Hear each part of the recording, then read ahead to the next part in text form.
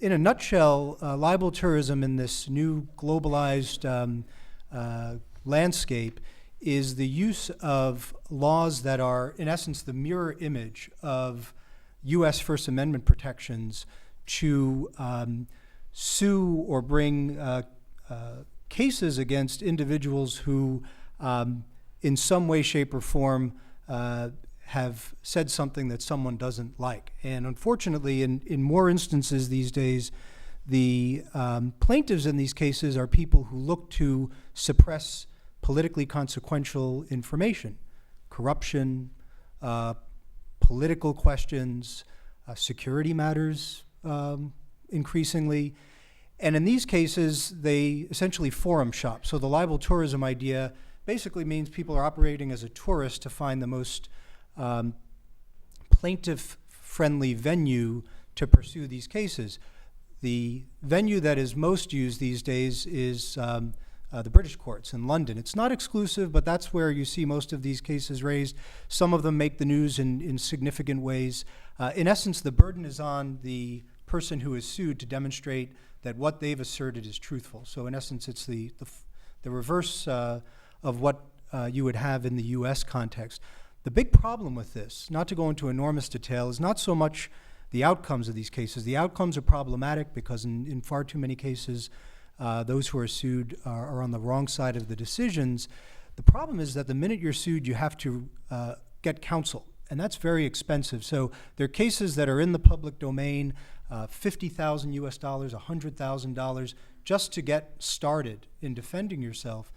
What we can't find a metric for is how often people don't pursue stories because of their fear of this law. So we know anecdotally, we know from speaking to colleagues that in some ways and shapes, even at major publications, they might trim their sails a little bit. In the larger publications, they have legal counsel, legal departments, the sort of resources that they can defend themselves in court.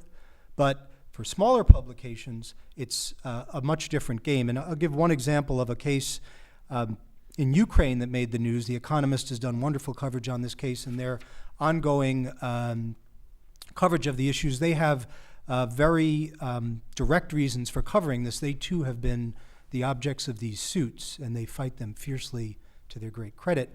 In Ukraine, there was a paper, an online publication that published only in the Ukrainian language that was read by a small number of people in the UK. Suit was brought against them in the UK.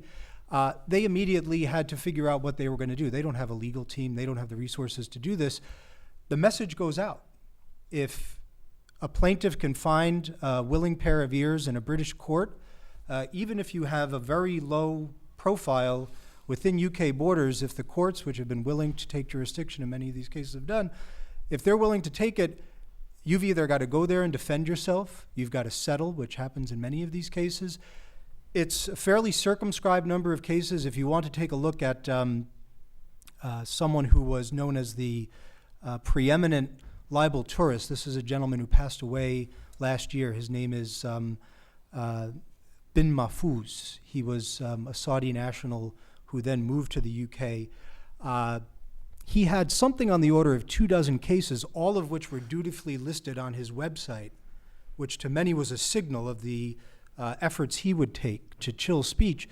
This is the sort of thing that has now become an international threat to freedom of expression, which I think as we look at the country-by-country threats that are identified by Freedom House today, you can see these issues in a globalized world which are twisted and distorted in an increasing fashion to provide transnational threats to freedom of expression.